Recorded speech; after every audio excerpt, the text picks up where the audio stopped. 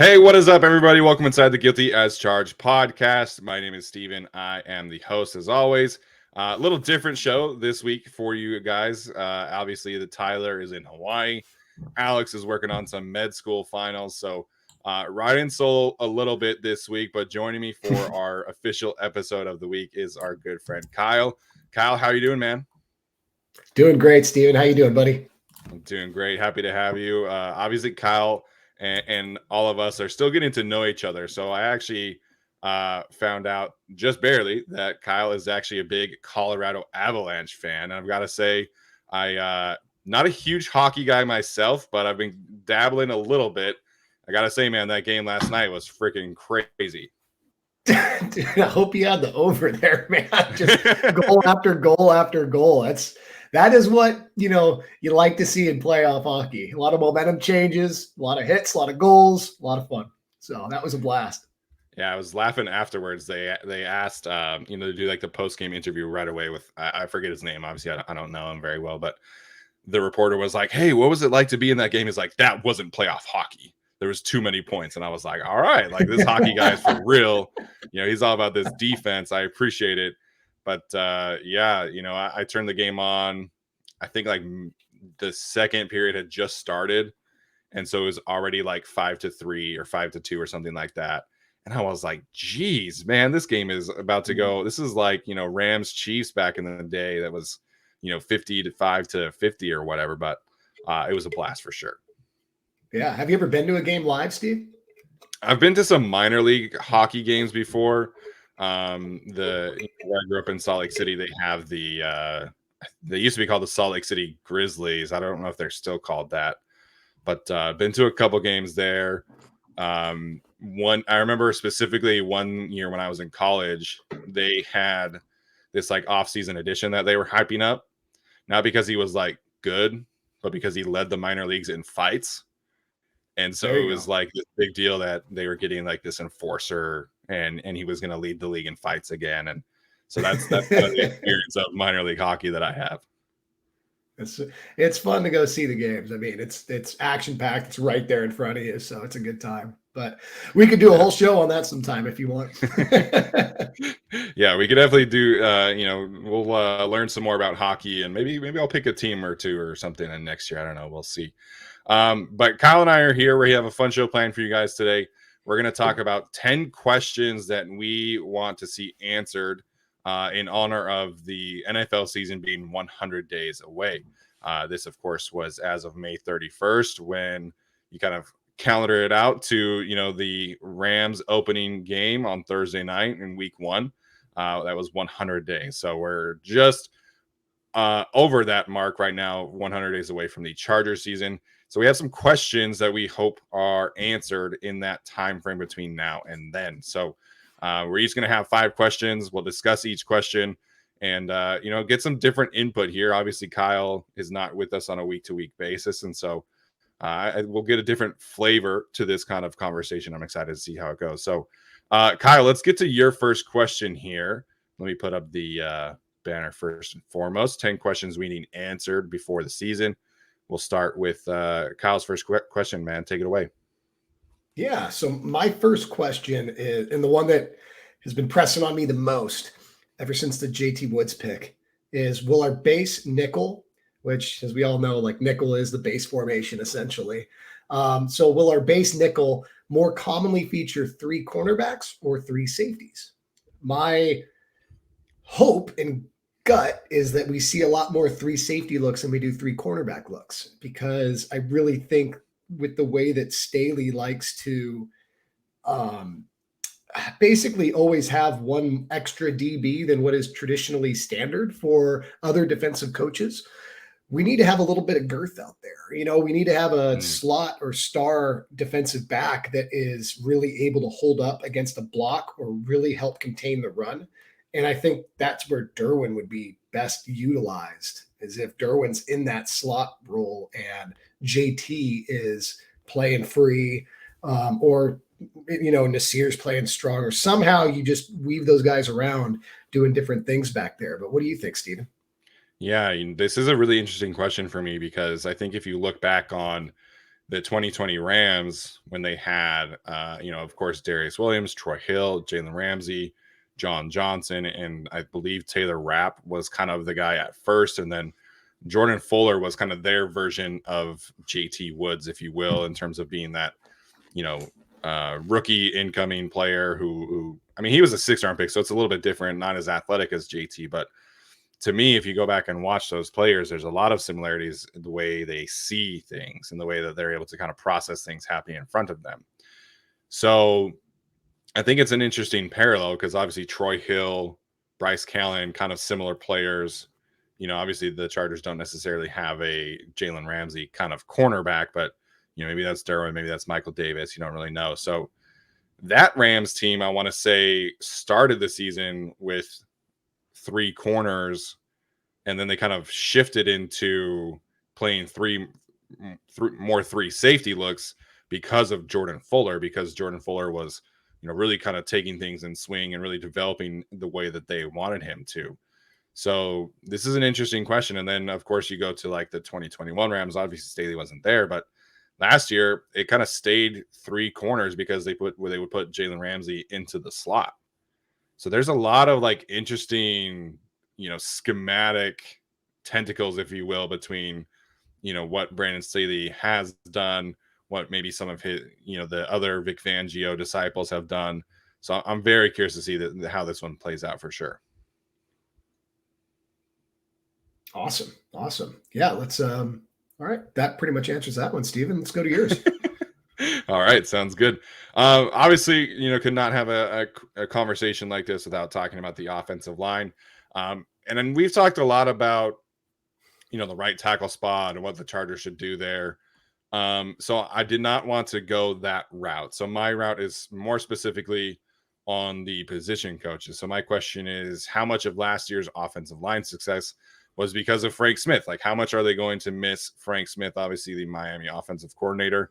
And, kind of tying into that, what really can we expect from Brendan Nugent? Obviously, we had, Ode Abuji on our show after the season in late January, and he really loved working with Sean Surratt, who's obviously kind of the assistant offensive line coach. So they're not losing both guys, which I think is important. But I'm curious your take here. How big of a transition do you think Frank Smith to Brendan Nugent will be for this team?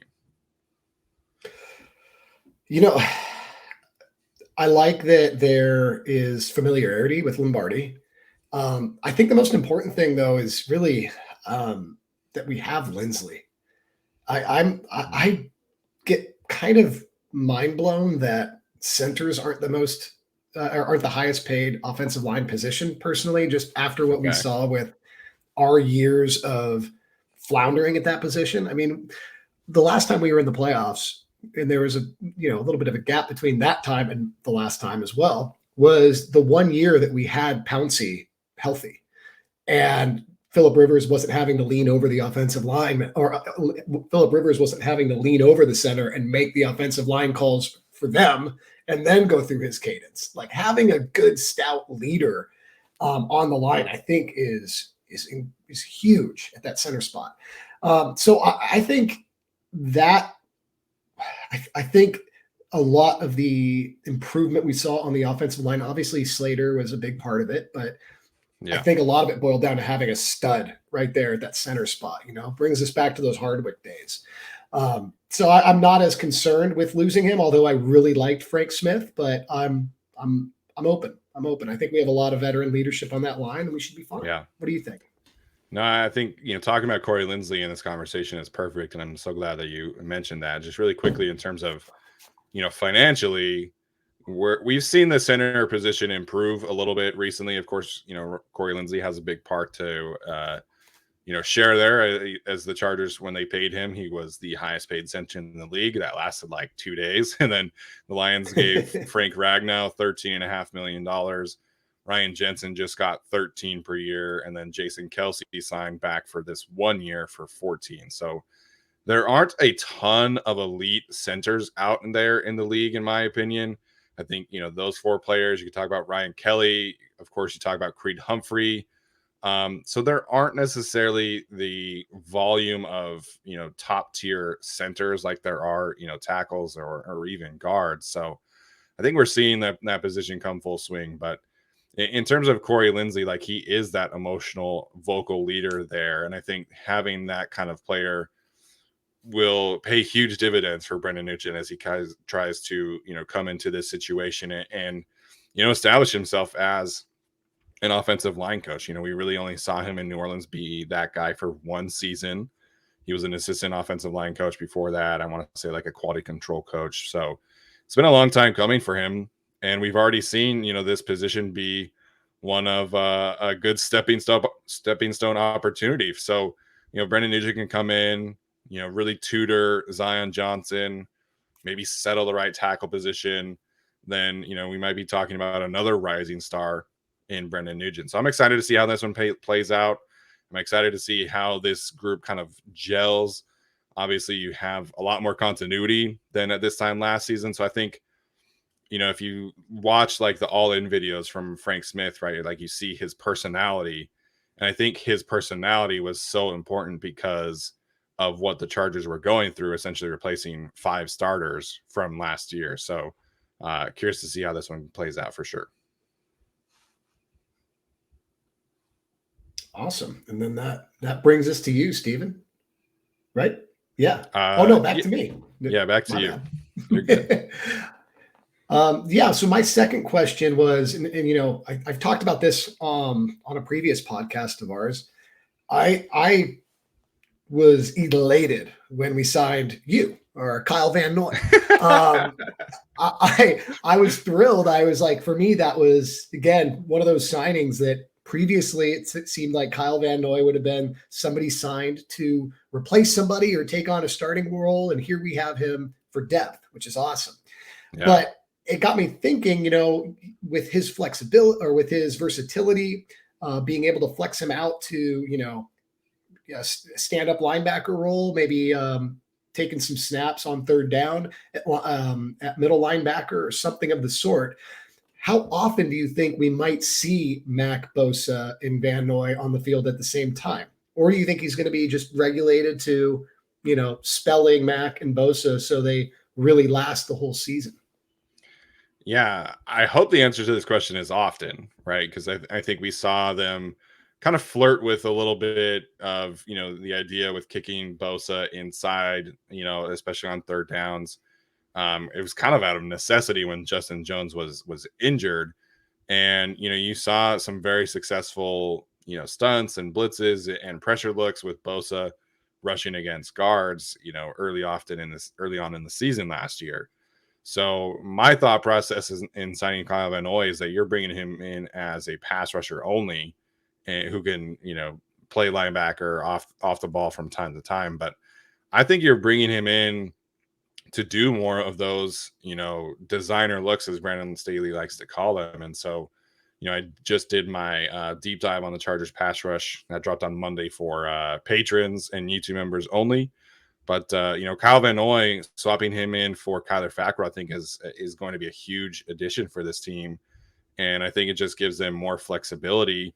Now, if you can stop the run, get into more third and long looks, and you can bring in this look, you bring in Morgan Fox onto the field, blitz Derwin, blitz Nas, blitz Kenneth Murray, Troy Reader, whoever you have on linebacker, and really just get after people in a way that Brandon Staley could simply not do last year. Definitely. Yeah. And just it's really interesting seeing these players that Staley's been picking up. They almost all of them seem to have flex. Like they can be utilized in just all these different ways. And I think that's really exciting to see, even with like Fox. Like, and they a lot of them seem like tweeners. Like Fox is, a smaller guy, weight wise for a defensive end, for somebody that's going to be playing in our interior. But they all have this position flex, this athleticism to them. Kyle Van Noy certainly has that. So I am so excited to see what Staley does with the defense this year. Like it is something to watch. It's going to be very, very neat. Yeah, Kyle Van Noy, Morgan Fox, they're all, very versatile, flexible players. And Sebastian Joseph Day, I feel like is another one because I think, he probably starts, in terms of base packages, he's probably your one technique, but he can play the 3 technique. He can play the 4. He can play the 5 as well. And I think Austin Johnson has some of that flexibility too. So, this defensive line is going to have a lot of moving parts more so than we're used to. Okay, Jerry Tillery is your 4 tech, your 3 tech. Justin Jones is 3 tech. Lamont Joseph 1 tech.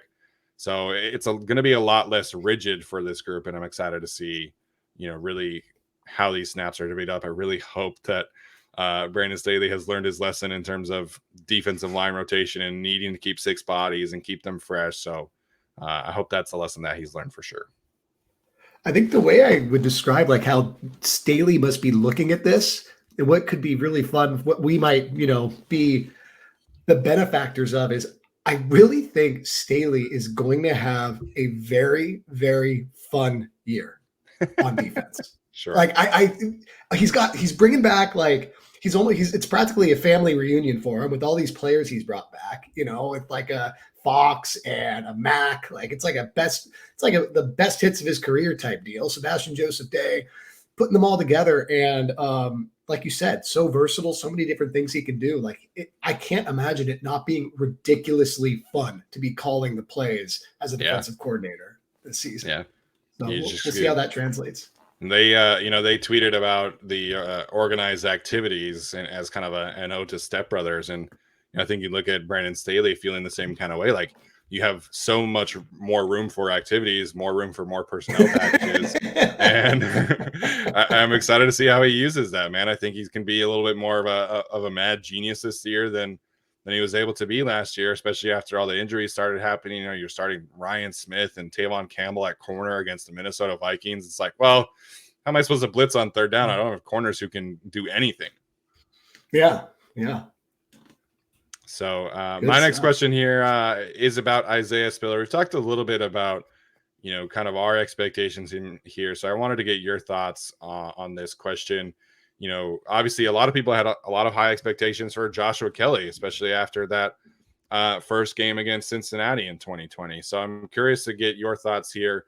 If you think that Isaiah Spiller is somebody that will fall short of those expectations, or if he'll live up to them, have a good season, or maybe we're looking at a potential, sleeper rookie of the year candidate in terms of, exceeding those expectations and making a big time difference for this team right away. I hope he's nowhere near rookie of the year candidacy personally. Okay. Only because I think we have a very unique and well structured running back room that should be very balanced in usage. And, for him to be a candidate for something or really break out, he would need to be featured heavily, I think. And sure. I hope Eckler stays healthy. We'll talk about this in a little bit. I hope we get a lot of Xander time. And I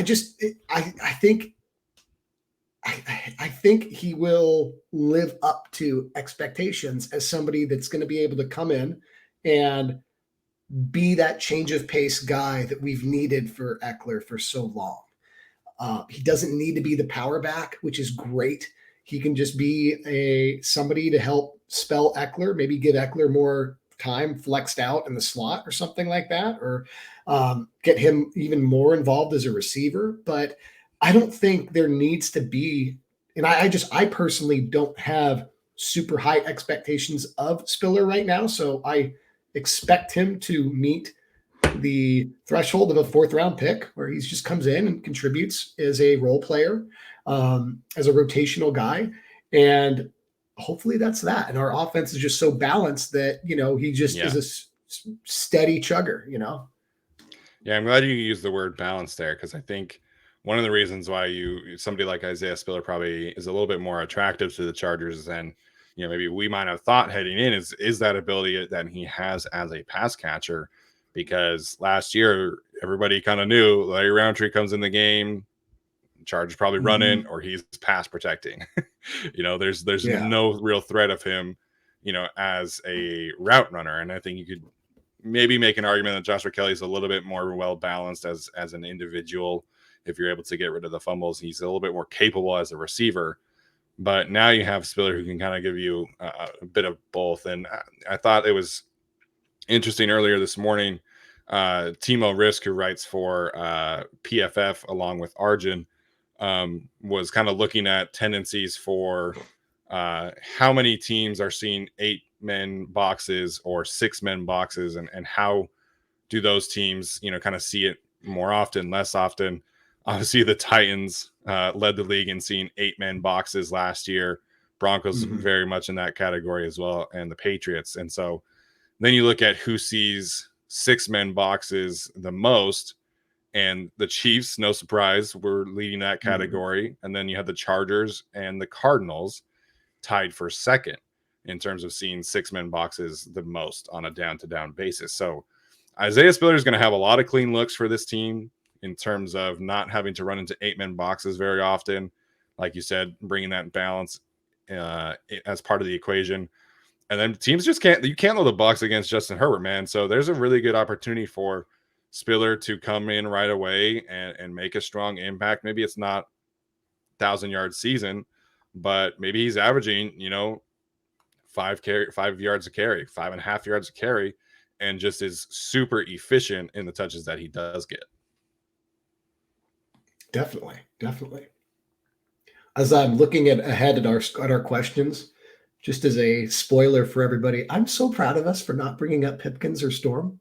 So round of applause for us. We're getting some deeper questions than just what's out there on the surface. Okay, so I'll transition to my third question. And as you know, compensatory pick mind, like this is weighing on me quite a bit. And I guess a good way to kind of introduce this is it's really been a phenomena recently that, with college offenses being more modern now, or being like really developing wide receivers better. So we're seeing first year, second year receivers really explode like we had it in years prior. The rule used to be third year as a receiver in this league is when you explode. And Guyton is getting into his third year. There was that first year where he was pretty much just on the practice squad, so he didn't get an accrued year of veterancy. But this will be his third year as a full-time player, full-time starter, as a vet, or accrued years, whatever you call it. What do you think his ceiling is? Will we see improvement? Will we see a big uptick in his ability and potentially see him explode? Yeah, I don't know if we'll see him explode. I think he certainly has improved over, the last couple years as a route runner, as a receiver. I think we've seen him have less drops, and I think we've seen him be a little bit more consistent. Especially early on in the season last year, they were kind of doing some more short route concepts with him, and I thought that he looked pretty good in that role. And then Josh Palmer kind of emerged, so he went back more to his deep ball role. And so I think if you're talking about his best case scenario, unfortunately that would involve Keenan or Mike Williams kind of missing games, obviously, because those two are going to be such target hogs for Justin Herbert this year. But I think Jalen Guyton could easily, eclipse 500 yards again, easily eclipse, 4 or 5 touchdowns again. And, I think it's interesting because we just saw the Chiefs pay Marquez Valdes-Scantling a good chunk of change. And, I think if you're kind of comparing the two, obviously Valdes-Scantling is a little bit taller, has more of like the physical profile as like a stereotypical X kind of player who can play other things, whereas Jalen Guyton's kind of a backside Z kind of player. But, if you're talking about like how these guys compare, Jalen Guyton actually has put up better seasons than what Marquez Valdes-Scantling has, really outside of 2020. Valdes-Scantling kind of broke out in that third season. He had 690 yards, 6 touchdowns. But then last year, he only had 430 yards and 3 touchdowns. And Jalen Guyton could, easily kind of stack up in that regard. So I think if you're talking about his best case scenario, you're looking at that Valdes-Scantling 2020 season. Maybe he gets up to 700 yards. Maybe he gets 7 touchdowns. But it's just going to be difficult for him because of who he's playing with. Yeah. No, and you took the market comp that I've been looking at too, man. MVS is the most like he is the most direct comparison you can really make to Guyton's career. And it like you were mentioning, if Guyton gets 600 or 700 yards, which I think is attainable in a 17 game season with, like you said, maybe 4, 5, 6 touchdowns, all of a sudden he's, like you said, he's right in that mix of, getting a 10, 11, $12 million a year contract potentially. And Yeah. MVS, although, if you put their careers side by side and say, like, statistically, they put up around the same numbers, I would give Guyton a greater level of difficulty to get there because he's had to, steal catches from Williams, from Allen. Like, MVS was maybe A-Rod's second option. I don't know. Like, it was always kind of murky where it fell from there. So I don't know. I'm really excited to see how Guyton does. And if there is some, to that argument of, was the deep ball an issue of pass blocking last year? Do we see a couple more bombs be unleashed by Herbert and the howitzer, and Guyton gets downfield a couple more times and stops having to wave, that he's open to no avail. So we'll see. Yeah, people are always up in arms about the lack of a deep ball, but I think there's a lot of contributing factors there, and it's not like there's non-existent. The Chargers are still, right in the bordering top 10 in most categories when it comes to frequency in deep balls and success in that rate. So I certainly think, adding Zion Johnson, having more time should definitely help Jalen Guyton, get a couple more deep balls thrown his way. So kind of an extension off of that.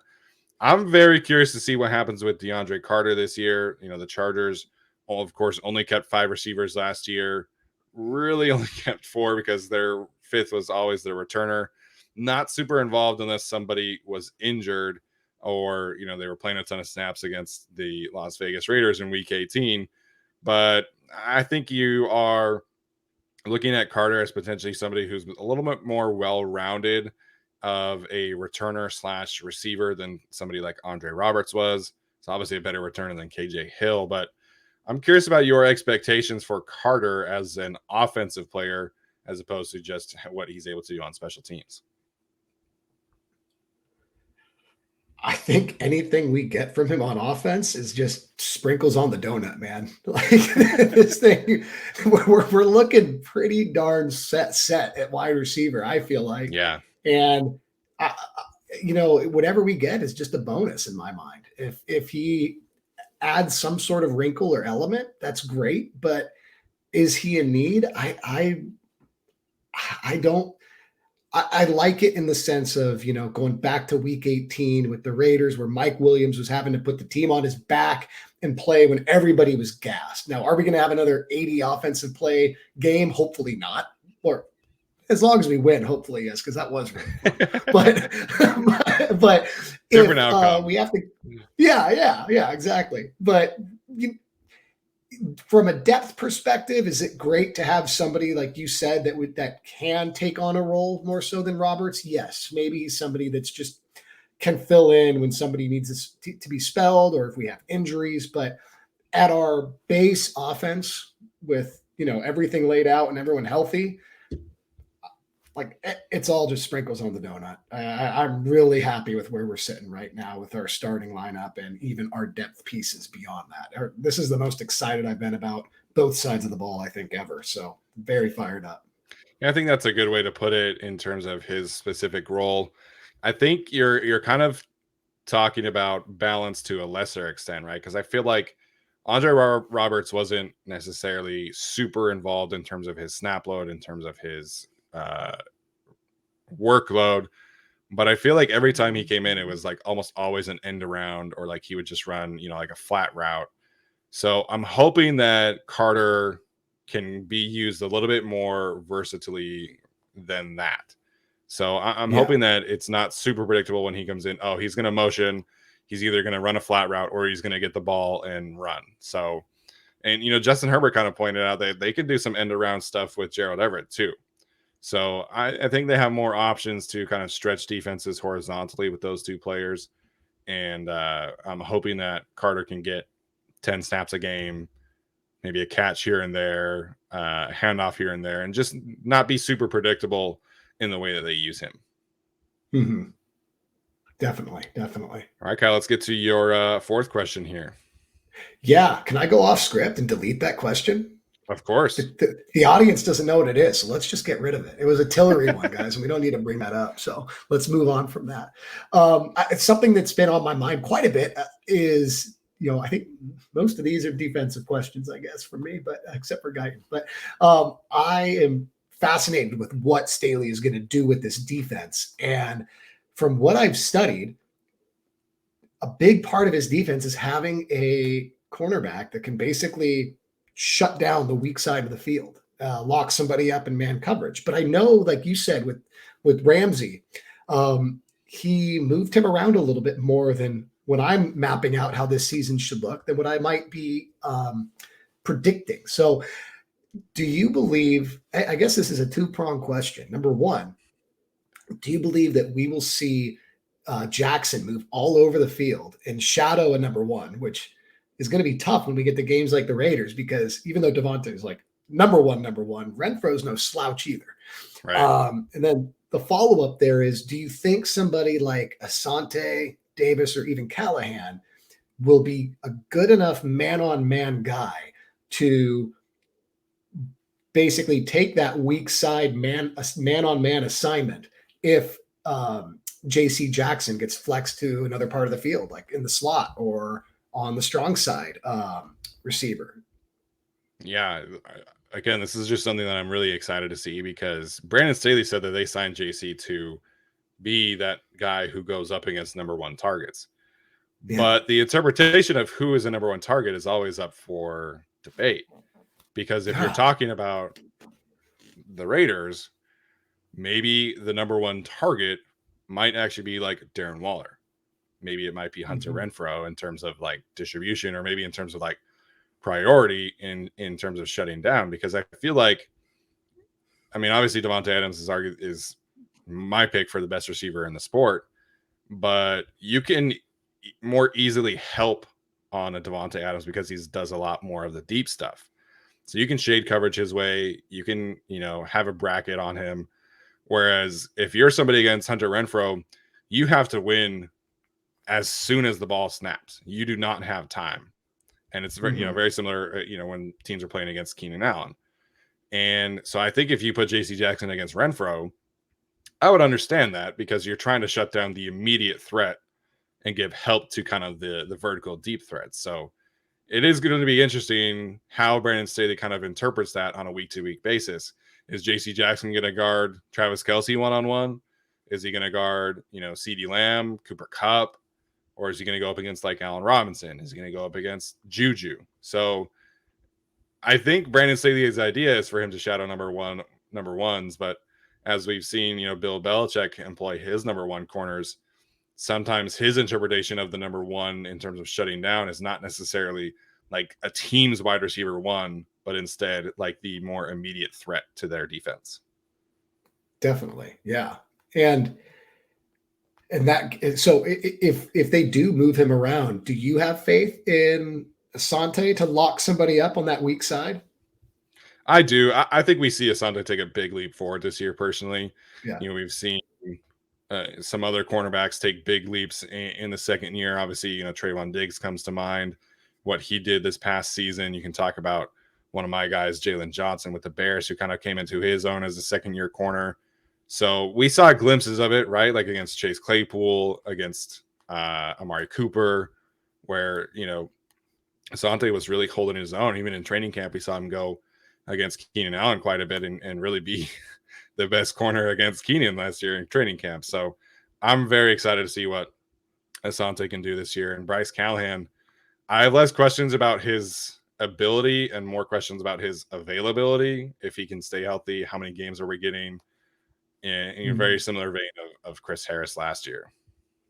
Yeah. Awesome. Well, yeah, let's get to your fourth question, Steven. All right, my next question here is something we kind of talked about with the linebacker rotation. What happens if Kenneth Murray never really recovers from his ankle issues? Obviously, he had 2 ankle injuries last year. He's had ankle surgery this year, shoulder surgery last year. So the injuries, unfortunately, are really starting to pile up with Kenneth Murray. And we've kind of talked about this with several people around football who recovering from an injury like this is almost more mental than it is physical, because they'll recover from it in terms of a physical aspect, but what happens if Kenneth Murray is never really that confident in his ability anymore because of his injuries? What does the team do? Do they kind of ride it out with him? So I'm curious your thoughts here. I don't think we've seen enough of a tier. I don't think there's enough of a drop off between Kenneth and what we have available to start in his place to justify putting him out early. I would really like to see them take the mindset of he's going to prove his way back on the field, both via his health and his play. Then we assume from the get-go that, he is going to be ready to start, or he is going to be ready to play early. I've blown my knee, ACL and meniscus, and tried to get back into playing hockey and football a little too soon and re-injured it pretty quickly, even though the knee itself was fine, just muscles around it got jacked up. And it's just like you said, confidence is a big deal. And if he comes back and it's still lingering or giving him issues, that will just further just kerplunk that confidence. So yeah, I would take our time, even if he's not ready to play until, after our bye week, personally. And I really like Neiman. I really like Nick Neiman. Troy Reeder's done it in this defense, so it's not like there's going to be a huge drop off. I would think if Troy Reeder or if he has to step up, but I really want to see Nick Neiman be given a chance to have a significant role, because I think he has a very good ceiling. Yeah, I don't know if you know this, but in our last mock draft of 2020, Tyler actually had us taking Nick Neiman. So Nick Neiman's a bit of a personal touch on this team, if you will, for our show. So I'm excited to see what Nick Neiman can do this year as well. And I think you see these linebackers come into the league and just grow so much mentally after having a full season under your belt. So he's had the chance to learn behind Jordan Tranquill, learn behind Kenneth Murray, of course, Kaiser White. Now he's got Troy Reeder, who's been in this system and done so successfully over the past few years.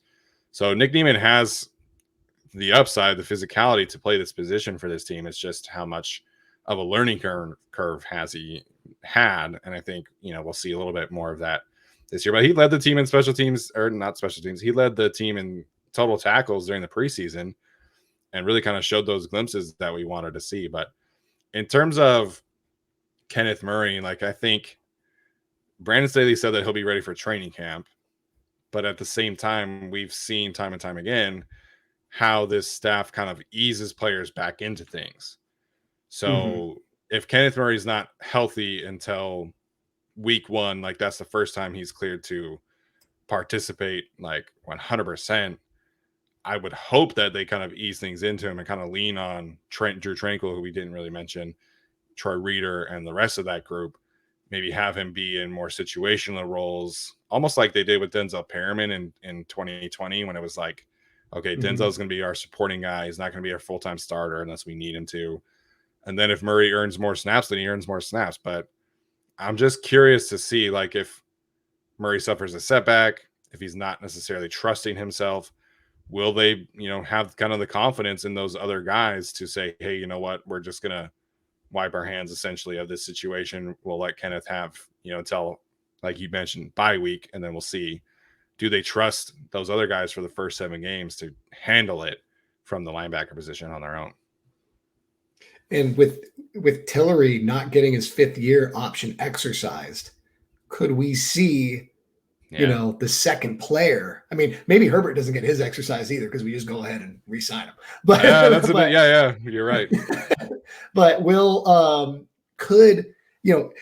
it's an interesting kind of clash right there. You guys have done a great job covering how we have not re-signed our linebackers, but we also typically always exercise the 5th year option. So two contrasting ideas coming to a head here. Yeah. Do we end up, what would Murray have to do at this point to get that 5th-year option exercised? I think play pretty darn well and not get pretty much stay healthy come back healthy for this season and have a healthy season next year. I think otherwise they might be very okay with letting him walk. Yeah, I feel like, just kind of projecting things forward. If Murray plays at his best, I feel like they would have no issue picking up the option because to me, that's a little different than signing somebody like Kaiser White to a long-term deal, which was kind of the big debate of this offseason.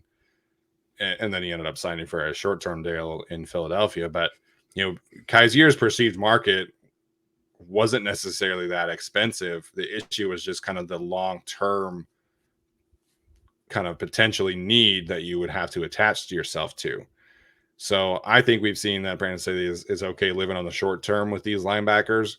But I feel like if Murray's best case scenario plays at maybe a Pro Bowl type of level over the next year or two, then his 5th-year option, I would believe, would be closer to like $12 million.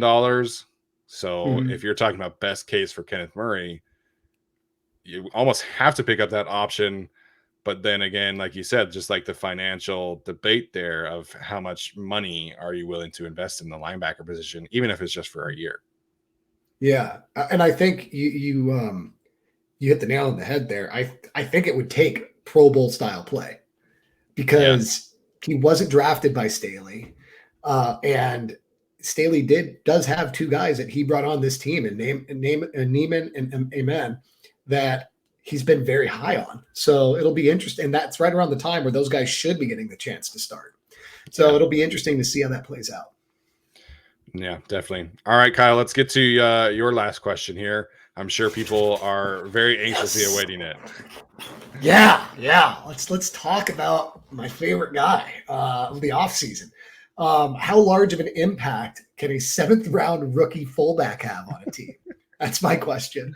And I think a huge impact. What do you think, Steven?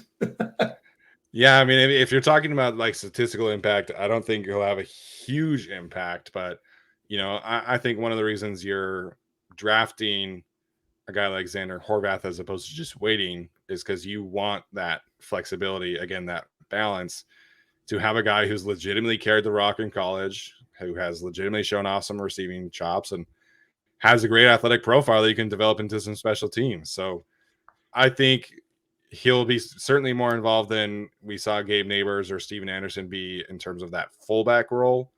But to me, the most exciting role is for him in terms of his growth and long-term development is can he become kind of that H-back hybrid spot as well as just being the fullback? Because I feel like Derek Watt kind of had that ability, but was only used as a fullback. So I know you're excited about everything. To me, I'm most excited to see Horvath's ability. Can he kind of develop into an H-back tight end blocker, if you will, in addition to playing the fullback spot? Yeah. I'm really excited that, there's always responses to the current trends in football. Like back in the day, like around the LT era, it was a more smash mouth league and defenses were, linebackers were bigger and stronger. And then, the base offense kind of turned into people got away from the I form and started having more 3 receiver sets as their based offense. So then all of a sudden you saw the evolution of defense where linebackers became smaller and we had more defensive backs on the field. Well, we've kind of gotten so far into defending the pass and it being a pass-centric league that teams like the Titans, like you were saying, have come in and forced teams to play out of scheme for what they probably are used to playing and loading the box with 8 people. We're not one of those teams. We, like you said, face a lot of 6-man boxes. But if Xander does what I think he can do and looking at his tape, he can force teams to have to load up that box a little bit. He is a force to bring down. He's big guy. He doesn't sacrifice much speed for his size. Like his elite RAS score is pretty incredible. And when you watch him, he looks to me like a very NFL ready player, like with his size, his cuts, his ability to read. I'm really excited. if that turns, 6-man boxes into 7-man boxes and frees up a little bit on the outside for Herbert, I think it's going to be, could have a lasting impact, not necessarily just in his stats, but in how it could force teams to play against us. Yeah, absolutely. And I think you bring up a great point again of just about, keeping this offense as balanced and versatile as possible.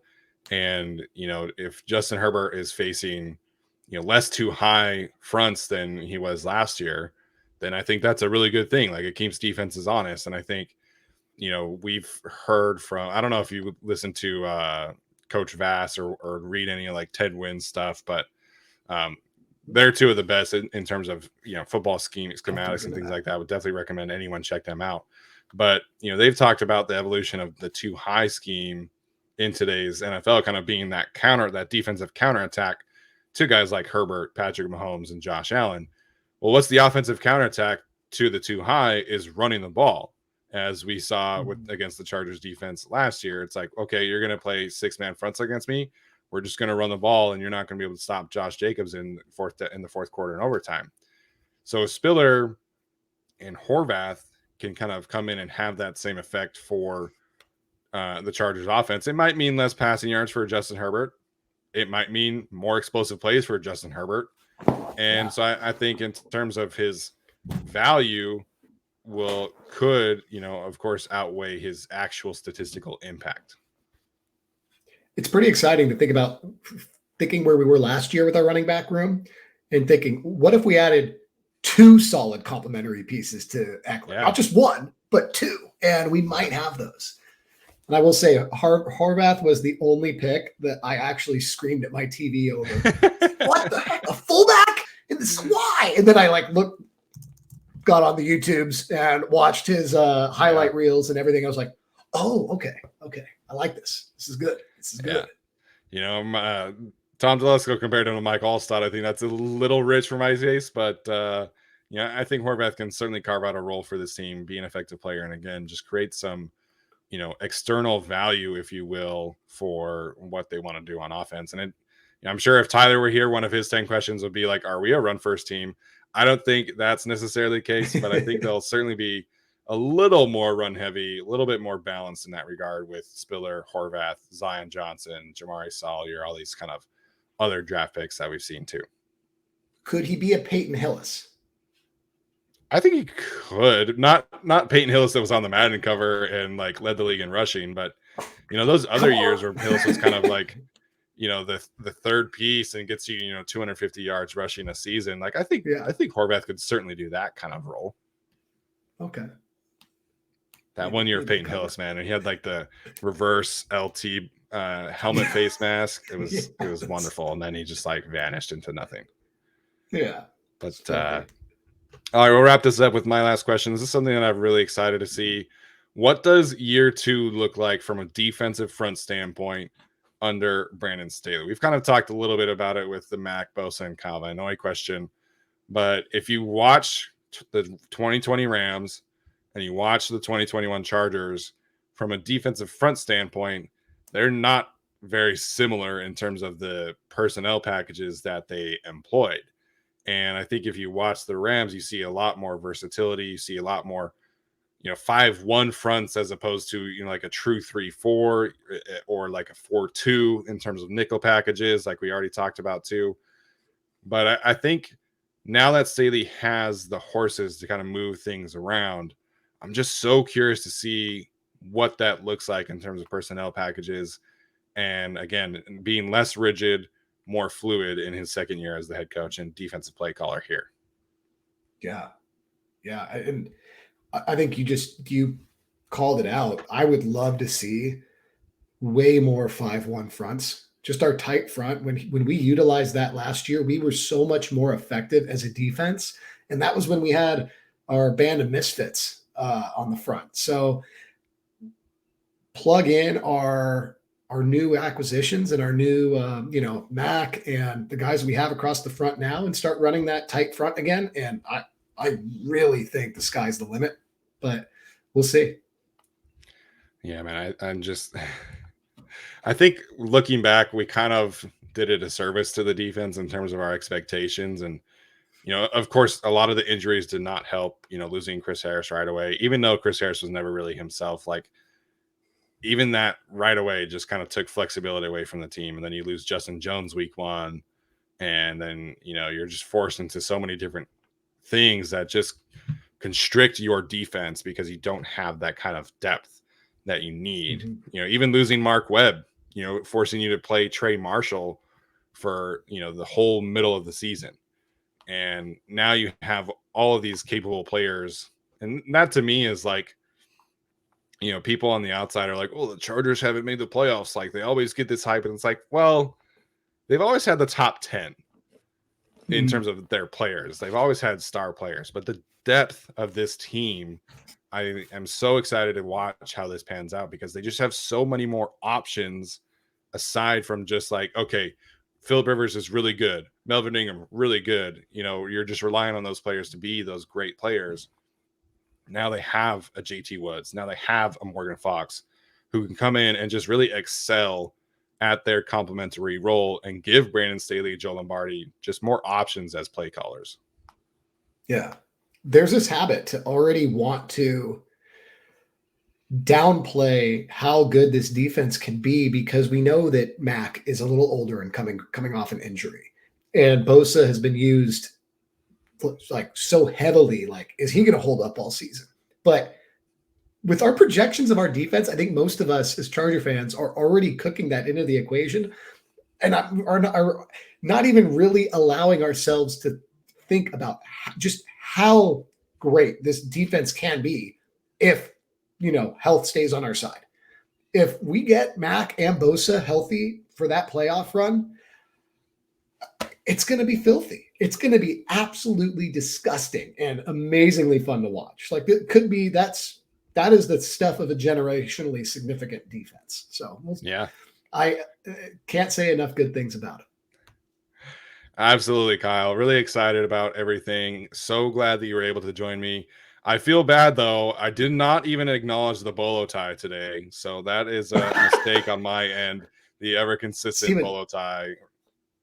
It's all right. It's going to be here every podcast, so I might be switching in some other ones, but yeah, that's going to be the thing. It'll be my calling card for you. There we go. I appreciate it. So, as always, if you are not following Kyle, make sure you do so. He's doing some fantastic work for us. Really excited about what he is bringing to the table. You can follow him on You can follow him on Twitter at the Kyle DE. So make sure and check him out. Kyle, thanks for joining me today. Everybody else, thanks for tuning in. Appreciate all of your support. If you are listening to this, leave us a rating or review. If you're watching, be sure to like the channel, subscribe, all that good stuff. Kyle, everybody else, we'll see you next time.